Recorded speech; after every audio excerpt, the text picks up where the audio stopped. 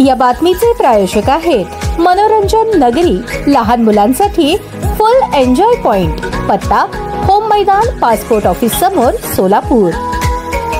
दक्षिण सोलापूर तालुक्यातील वांगी गावात अवघ्या 24 तासांच्या अंतराने 2 युवकांनी आत्महत्या केल्याची धक्कादायक घटना उघडकीस आली आहे। या सलग 2 घटनांमुळे परिसरातून हळहळ व्यक्त होत आहे। पहिली घटना शुक्रवारी 21 नोव्हेंबर रोजी दुपारी उघडकीस आली। गोरख तानाजी भोई वय 21 या तरुणाने काही कारणातून घरातच गळफास घेऊन आत्महत्या केली। ही बाब समजल्यावर नातेवाईकांनी त्याला तातडीने सोलापुरातील शासकीय रुग्णालयात दाखल केले, मात्र डॉक्टरांनी उपचारापूर्वीच मृत्यू झाल्याचे घोषित केले। गोरखच्या मृत्यूमुळे गावात शोककळा पसरलेली असतानाच दुसऱ्या दिवशी शनिवारी 22 नोव्हेंबर रोजी आणखी एक धक्कादायक घटना घडली। सुरेश दत्तात्रय भोई वय 22 या युवकाने शेतातील झाडाचा गळफास घेऊन आत्महत्या केली। सुरेशची आई आणि बहीण शेतात गेल्यानंतर ही घटना उघडकीस आली। गोरखच्या निधनानंतर मानसिक तणाव वाढल्याने सुरेशने टोकाचा निर्णय घेतल्याची चर्चा परिसरात आहे। दोन्ही घटनांची माहिती मिळताच मंद्रुप पोलिसांनी संबंधित ठिकाणी धाव घेत तपास सुरू केला। सलग 2 युवकांनी आत्महत्या केल्याने वांगी गावात हळहळ व्यक्त होत आहे।